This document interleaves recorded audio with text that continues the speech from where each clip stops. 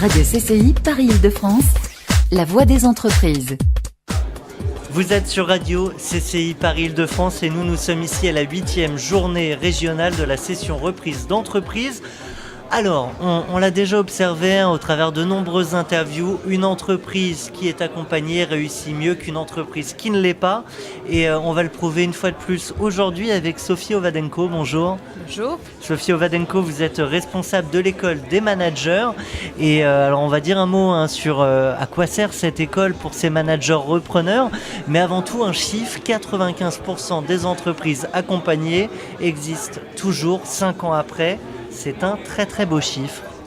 Oui, c'est un beau chiffre. En fait, on sait qu'un chef d'entreprise a besoin de se former et il n'y a pas de honte. En fait, c'est tout à fait intéressant d'être dans la formation et de continuer à se former, même si on a l'impression de tout connaître. Ça permet aussi de réviser en fait sa posture de chef d'entreprise et ses connaissances de chef d'entreprise. Donc on va pouvoir prendre de la hauteur par rapport à ce qu'on connaissait déjà dans l'entreprise.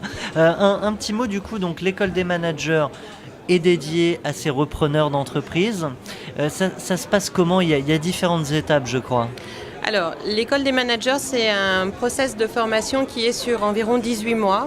Il y a 55 jours de formation à raison d'environ 1 jour par semaine.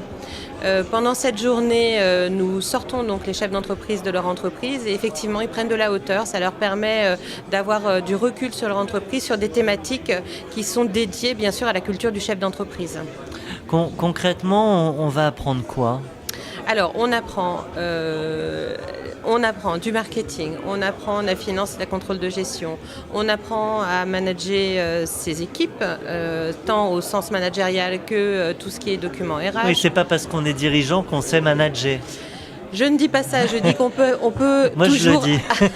on peut toujours apprendre des choses complémentaires en fait. Le management d'entreprise et le management des hommes, c'est quelque chose qui peut être constamment en évolution, d'autant si son équipe évolue. C'est-à-dire que si on passe d'une petite entreprise de 3 à 5 personnes à 10 personnes, le fonctionnement de manager est complètement différent. On apprend aussi tout ce qui est droit des affaires, droit social. L'école des managers, c'est une formation qui est complète et qui est basée sur le projet d'entreprise du repreneur. Alors c'est ça, parce qu'on a toute une session de formation, on apprend, on va dire, les basiques et quand même appliquer à son entreprise. Et je crois que sur la fin, on a quelqu'un qui vient dans l'entreprise acter un certain nombre de choses avec le dirigeant. En fait, il y a 53 jours vraiment de travail en collectif et il y a 4 demi-journées en vis-à-vis avec un des consultants qui était sur la formation. Et ça permet donc de travailler des points stratégiques de l'entreprise et des points stratégiques qui ont vu jour pendant la détermination du plan d'action.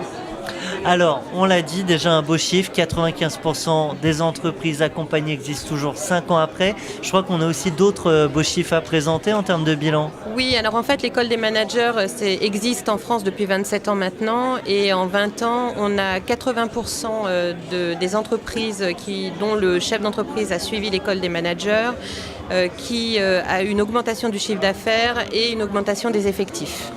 Allez chercher la croissance, c'est plus facile quand on est formé. Un grand merci à vous, Sophie Ovadenko, je le rappelle, responsable de l'école des managers au sein de la CCI Paris-Île-de-France. À très bientôt sur notre antenne. Merci beaucoup.